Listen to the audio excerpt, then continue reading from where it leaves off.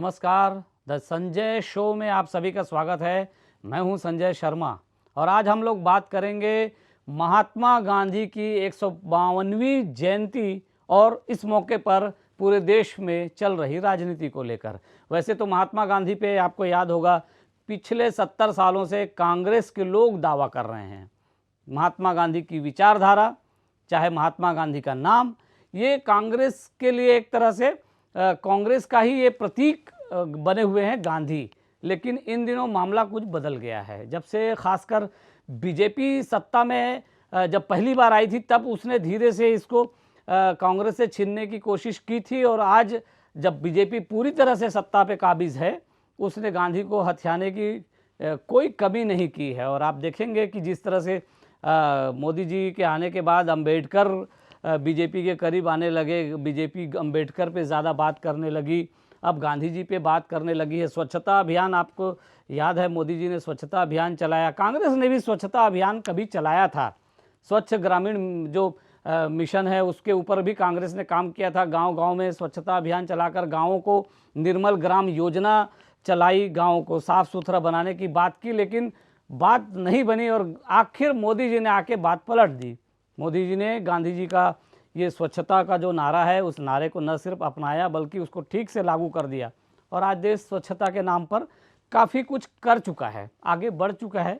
आप देख रहे हैं कि गांधी जी के नाम पर किस तरह से मोदी जी ने एक बड़ा अभियान चलाया और बीजेपी को गांधी जी के करीब बताया। अब आज स्थिति ये है कि पूरे देश में कांग्रेस को ये कहना पड़ रहा है कि गांधी जी हमारे हैं, बीजेपी वाले तो गोडसे के लोग हैं। कांग्रेसी अब नारा ये भी दे रहे हैं कि अगर बीजेपी गांधी के करीब है, गांधी को अपना आइडियल मानती है, तो फिर गोडसे कौन है और गोडसे क्या है। तो खैर कांग्रेस अपना सवाल जारी रख सकती है, उसके लिए अच्छा है ये। लेकिन बीजेपी के लोग पीछे से गोडसे को समर्थन करते रहेंगे, सामने से गांधी जी के लिए खड़े ही हैं। वैसे लेह में आज आपने देखा होगा कि काफ़ी बड़ा एक झंडा फहराया है सेना प्रमुख ने, खादी का झंडा। खादी बोर्ड की तरफ से ये झंडा तैयार करवाया गया है। तो खादी के नाम पर गांधी जी और खादी को भी जोड़ा गया। अब तक ये होता था कि कांग्रेस के नेता खादी पहना करते थे, खादी पहन के वो गांधी को याद करते थे, गांधी के करीब बताते थे अपने आप को। और खादी भी कहना चाहिए, जिस तरह से गांधी कांग्रेस के लिए एक प्रतीक बने हुए थे, उसी तरह से खादी भी कांग्रेस के लिए एक प्रतीक जैसी चीज़ थी। लेकिन आज बीजेपी भी खादी के करीब है, बीजेपी भी आज खादी को अपनाने में पीछे नहीं हट रही है और अब तो आदेश जारी कर रही है कि उसके लोग जाएं और खादी की दुकानों में जाकर खादी खरीदें, खादी का कपड़ा खरीदें। और ये शुरू भी हो गया है, बीजेपी के लोग अब खादी भंडार पहुंचने लगे हैं और वो अब देश भर में खादी भंडारों में अगर आपको बीजेपी के लोग दिखाई दें तो आश्चर्य नहीं होना चाहिए। लेकिन ये बड़े मज़े की बात थी कि अब तक देश के अंदर खादी भंडार में कांग्रेस के लोग नज़र आते थे, बीजेपी नज़र नहीं आती थी। लेकिन अब जिस तरह से बीजेपी वहाँ पर अपना दखल दे रही है, उससे लगता है कि आने वाले कुछ समय में बीजेपी पूरी तरह से गांधी को कांग्रेस से छीनने की कोशिश कर रही है। अभी मध्य प्रदेश में खबर आई कि वो मिंटो हॉल में जब गांधी जयंती का कार्यक्रम शुरू हुआ तो सामने मंच पे कौन जाएगा, कौन पहले जाएगा। कांग्रेस के लोग पहले से पहुँचे हुए थे, बीजेपी के नेता पीछे से आ गए, मामला गर्मा गया, दोनों आमने सामने हो गए। ये जो है अब मामला जो है नारेबाजी तक पहुंच गया और नारेबाजी हो गई। फिर थोड़े से दोनों तरफ के लोग तैश में दिखाई दे रहे हैं। गांधी जी जो एक तरह से अहिंसा की बात करते थे, वो वैचारिक हिंसा के भी खिलाफ हुआ करते थे। गांधी जी वो विचार से भी किसी के प्रति हिंसक बर्ताव पसंद नहीं करते थे। लेकिन आज क्या हो रहा है, गांधी के नाम पे जमा हो रहे हैं कांग्रेस के लोग और बीजेपी के लोग और आपस में वो ऐसा कुछ कर रहे हैं जो एक तरह से हिंसा ही कहेगी।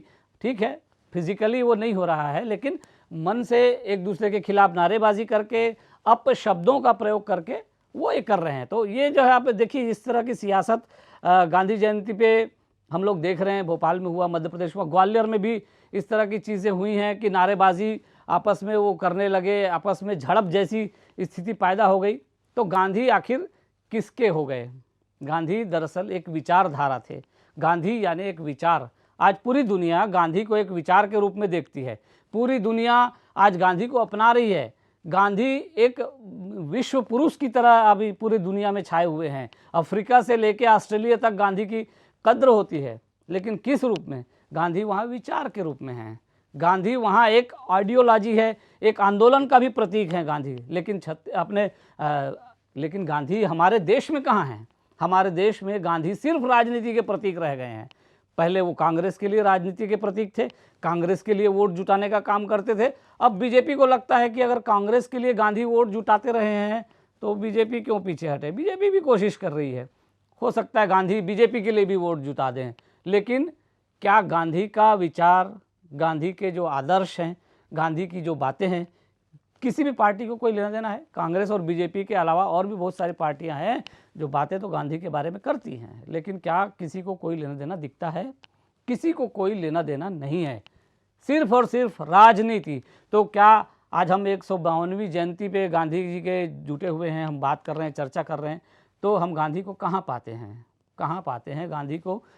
गांधी जी आखिर किसके हैं? क्या गांधी जी भारतीयों के हैं? क्या गांधी जी दुनिया के हैं? क्या गांधी जी पीड़ित लोगों के लिए हैं? क्या गांधी जी शोषितों की आवाज़ हैं? क्या गांधी जी आज़ादी का प्रतीक हैं, गुलामी के खिलाफ आंदोलन का प्रतीक हैं? क्या है गांधी जी? अगर भारत के संदर्भ में देखें तो आज गांधी जी के वे सारे रूप जो कभी हुआ करते थे आज गायब हैं, और उसकी जगह ले ली है सिर्फ और सिर्फ शुद्ध रूप से राजनीति ने। ऐसी राजनीति जिसमें सिर्फ वोट है और कुछ भी नहीं है।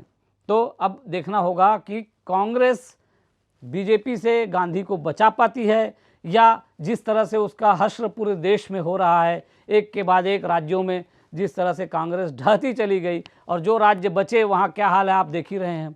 पंजाब आपने देख ही लिया है, पंजाब में क्या चला वो आपने देखा ही है।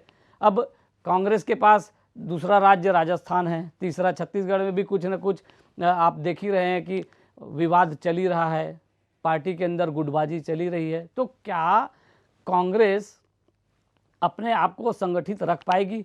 अगर कोई एक विचारधारा किसी दल के पास हो, कोई एक विचारधारा के नीचे कोई दल हो, कोई संगठन हो, तो निश्चित रूप से वो एकत्र होता है, एकजुट रहता है। गांधी कांग्रेस की विचारधारा में शामिल हैं, लेकिन क्या गांधी अब वहाँ से कुछ कमज़ोर हुए हैं? क्या वजह है कि कांग्रेस के संगठन में अब वो बात नहीं दिख रही है? कांग्रेस संगठन उस तरह से एकजुट नहीं दिखता है, चाहे वो छत्तीसगढ़ हो चाहे पंजाब हो, हर तरफ वो कांग्रेस के अंदर कुछ न कुछ कहीं ना कहीं विवाद की स्थिति दिखाई देती है। तो जाहिर है कांग्रेस के अंदर भी गांधी उस तरह से मजबूत नहीं रहे। अब जब चूंकि कांग्रेस के अंदर गांधी जी मजबूत नहीं है, बीजेपी को क्या तकलीफ है? बीजेपी छीनने की कोशिश करेगी, बीजेपी कोशिश करेगी कि गांधी जी को अपना ले। तो गांधी जी बीजेपी के लिए कितने कारगर होंगे और कांग्रेस के लिए अब कारगर रहेंगे कि नहीं रहेंगे, प्रासंगिक रहेंगे कि नहीं रहेंगे, ये तो समय ही बताएगा। और बीजेपी क्या वाकई गांधी जी के विचारों को अपनाना चाहती है? क्या गांधी जी के रास्ते पर बीजेपी चलना चाहती है, या सिर्फ और सिर्फ वोट की राजनीति करना चाहती है? ये भी आने वाला समय बताएगा। तो गांधी जी की इस चर्चा में फ़िलहाल इतना ही। हम आगे किसी और विषय पर फिर बात करेंगे, तब तक के लिए हमें आज्ञा दीजिए। नमस्कार।